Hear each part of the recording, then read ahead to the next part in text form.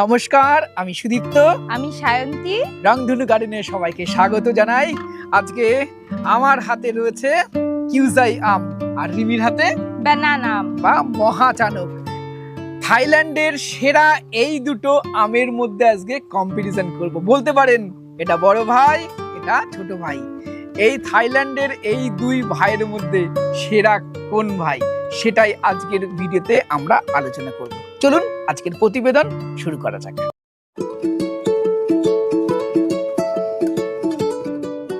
এই মহাচানক এবং কিউজাই দুটোই থাইল্যান্ড অরিজিনের আম। থাইল্যান্ডের নামডকমায়ের পরে যদি কোনো আমকে রাখতে হয় তাহলে অবশ্যই সেটা মহাচানক কিংবা কিউজাই হবে। মহাচানকের নাম তো আমাদের এখানে ব্যানানা ম্যাঙ্গো বলে পরিচিত, কেউ কনফিউজড হবেন না, দুটো একই আম। আর এই কিউজাই বলে আমরা এটা ডাকলেও এর অরিজিনাল নাম জিনহুয়াং। আমাদের এখানে কোথাও কিউজাই বলে, কোথাও বা এটাকে গোল্ডেন কুইন বলে। এবার বলো, এই দুটো আমের মধ্যে কোনটা সব থেকে আগে পাকে?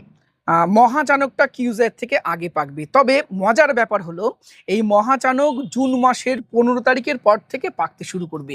হিমসাগর শেষ হয়ে যাবে, তারপর থেকে এটা পাকতে শুরু করবে। আর মজার ব্যাপার এই কারণে বললাম, মহাচানক একসাথে সব আম পাকে না, একটা দুটো করে আম পাকতে শুরু করে। আমার গাছে যেমন মহাচানক জুনের 15 তারিখ থেকে পাকতে শুরু করেছে, এখনো আজকে জুলাই মাসের আজকে 12 তারিখ, এখনো কিন্তু আমার কাছে কাঁচা আম রয়েছে। এটা দেখা যায় জুলাই মাসের 15-20 তারিখে অবধি এই আমটা গাছ পাকা পাওয়া যায়। আর কিউজাইয়ের ক্ষেত্রে বলবো, এটা জুন মাসের লাস্ট উইক থেকে শুরু করে জুলাইয়ের 15-20 তারিখের মধ্যে এটা পাকতে শুরু করে। এবার তোমাকে একটা কথা জিজ্ঞাসা করি, এই দুটো আমের মধ্যে দেখতে সুন্দর কোনটা লাগে? আমার কাছে তো মহাচানকটা দেখতে বেশি সুন্দর লাগে। আর এটা অনেক সময় বেশি রোদ পড়লে বেশ লাল লাল একটা আভা দেখা যায়, একটা পুরো আরো বেশি সুন্দর লাগে আমটা দেখতে, পুরো রেড হয়ে যায়। আর এই প্রবণতার জন্য অনেক নার্সারি ম্যান ঠকিয়েছে আমাদেরকে, রেড ব্যানানা, ইয়েলো ব্যানানা বলে এসব বলে বিক্রি করেছে। আর এটাতেও কালার আসে, কিন্তু কালারের পরিমাণ কম থাকে। এটা বোটার কাছ থেকে হালকা একটা কালার এখানে থাকে।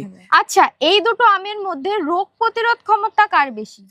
রোগ প্রতিরোধ ক্ষমতা কার বেশি, এই কথাটা বলার ক্ষেত্রে আমি বলবো, বিদেশি আম যতগুলো আমাদের মার্কেটে রয়েছে, যতগুলো এখনো পর্যন্ত এসছে, যত আম আছে, তার মধ্যে সব থেকে ভালো রোগ প্রতিরোধী বলে আমার মনে হয়েছে মহাচানক। এটার গাছের যেমন রোগ পোকার আক্রমণ অনেক কম হয়, সাথে ফ্রুট ফ্লাইয়ের সমস্যাও এই মহাচানকের মধ্যে অনেক কম হয়। একদম শক্ত আম, যখন আম কাঁচা থাকে না, এই ছুঁড়ে যদি কারোর মারা যায় এই মাথা ফেটে যাবে, এরকম একটা শক্ত আম। সেই কারণে ফ্রুট ফ্লাইয়ের সমস্যা অনেকটা কম থাকে। এবং সাথে সাথে বলবো কিউজাই আমটাও কিন্তু শক্ত আম, এটাতেও ফ্রুট ফ্লাইয়ের সমস্যা অনেকটা কম। একেবারে হয় না সেটা বলবো না, তবে এই দুটো আমই ফ্রুট ফ্লাইয়ের সমস্যা দেখা যায় অনেকটা কম। বাণিজ্যিকভাবে কোন আমটা সব থেকে ভালো হবে তার আগে একবার দুটো আমি তোমাকে একই সাথে টেস্ট করাই, তারপরে তুমি আমাকে বলবে যে বাণিজ্যিকভাবে তুমি ফলের দোকান থেকে দুটো আমি আছে কোন আমটা কিনতে চাইবে, এটা তুমি আমাকে বলবে। চলো তাহলে কাটি একটা একটা করে। এই দুটো আমি কিন্তু আমি আজ থেকে প্রায় 15 দিন আগে হারভেস্ট করেছি। দুটো আম 15 দিন আগে হারভেস্ট করার পরে আমি রেখে দিয়েছিলাম রুম টেম্পারেচারে, অন্তত 7 দিন ছিল। তারপরে আরো 7 দিন আমার ফ্রিজে রয়েছে। 7 দিনের বেশি ছিল রুম টেম্পারেচার। আচ্ছা, প্রায় 10 দিন। হ্যাঁ, 10 দিন 10 দিন। তারপরে আমি ফ্রিজে আরো 4-5 দিন রেখেছি, আজকে ভিডিও করছি। এবং বলাই বাহুল্য, দুটো আমেরই কিপিং কোয়ালিটি খুব ভালো। এগুলো রেখে খেতে পারবেন। আমাদের দেশীয় আমগুলো যেমন খেতে সুন্দর হলেও কিপিং কোয়ালিটি এতটা ভালো হয় না, সেই কারণে একটা সমস্যা দেখা দেয় বাণিজ্যিকভাবে করার ক্ষেত্রে। এই দুটো আমের মধ্যে কিন্তু সেই জিনিসটা অনেকটাই কম, তাই না? এবার চলো তাহলে আমরা আমটা কাটি।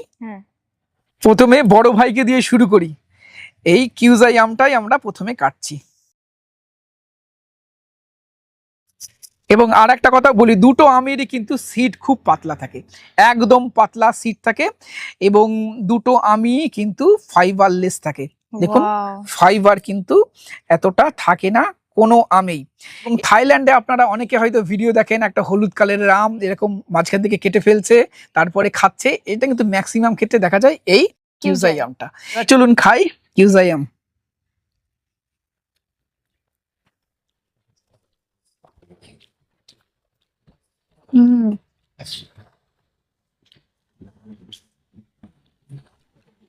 মনে হচ্ছে না যে এতদিন বাড়িতে রাখা ছিল।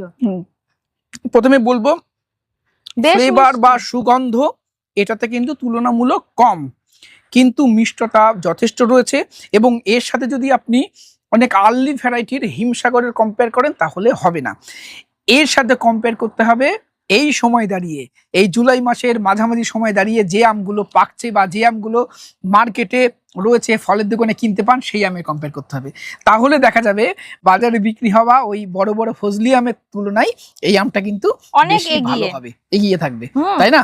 অবশ্যই। এবং মিষ্টতাও যথেষ্ট ভালো। এবং মজার ব্যাপার, এই কিউজাই আমটা কিন্তু কাঁচাতেও মিষ্টি হয়, আচ্ছা, কাঁচাতেও খাওয়া যায়। কাঁচাতে আমার এখনো খাওয়া হয়নি। আমি কাঁচাতেও খেয়েছি, এটা কাঁচাতেও মিষ্টি। এবং ওভারঅল টেস্ট বলো, ওভারঅল বলো কেমন? ভালো ভালো, এটা কিনে খাওয়ার মতো নাম। কিনে খাওয়ার মতো আম। হুম হুম, আর বাড়িতে একদম। যদি থাকে একটা, তাহলে তো আরো ভালো। এবং এটা ছাদেও অবশ্যই করা যাবে। এবার চলো মহাচানকটা কাটি। এবার তাহলে কাটছি মহাচানক। মাখনের মতন কেটে যাচ্ছে দেখো। হুম, এবং কিউজাই তো সিড পাতলা আছেই, মহাচানকের সিড আরো পাতলা। বাহ, দারুন কালার কিন্তু। দারুন মধ্যে কালার। কিউজাই এর কালারটা যেমন একটু হালকা ইয়েলো, ইয়েলোইশ আর ভাব এটা ছিল, এটা অরেঞ্জিশ ভাব আছে, তবে ইন্ডিয়ান আমের মতো ডিপ অরেঞ্জ নয়। আর এটার কাটার সাথে সাথে সুন্দর গন্ধ বেরোচ্ছে, বেরোচ্ছে। যেটা কিন্তু কিউজাই আমের ক্ষেত্রে একটু মিসিং ছিল, হ্যাঁ, তাই না? হুম। এবার চলো কাটি। এবার আমরা টেস্ট করব ব্যানানা ম্যাঙ্গো। আহ, দারুন মিষ্টি। শুধু মিষ্টি নয়, এর Flavorful। ফ্লেভারটাও কিন্তু খুব সুন্দর। টকের একটা টাচ হালকা রয়েছে, তবে খাওয়ার সময় শুধুমাত্র কড়া মিষ্টি স্বাদটাই আপনি উপভোগ করবেন, তাই তো? এবং এটা কিপিং কোয়ালিটি তো খুব ভালোই, সাথে আঁশ একদম নেই। এবং দুটো আমের মধ্যে তোমার কাছে জিজ্ঞাসা করবো কোনটা বেশি ভালো লাগলো খেতে? ব্যানানা, মহাচানকটা। অবশ্যই। দুটো আম যদি পাশাপাশি রাখা যায় কোনটা খাবে তুমি? ব্যানানাটা খাবো। মহাচানক খাবে। তবে কিউজাই একদম। কিন্তু খুব বেশি পিছিয়ে থাকবে না। যদি কিনে খেতে হয়, আগে মানুষ ব্যানানা কিনবে, ব্যানানা ফুরিয়ে গেলে তারপরে কিউজাই কিনবে। একদম তাই।